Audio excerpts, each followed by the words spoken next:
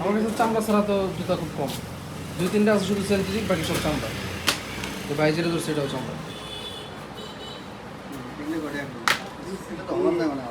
না ওটা সাইজ নেই, ওটা হবে না তো, ওটা হবে না ভাই।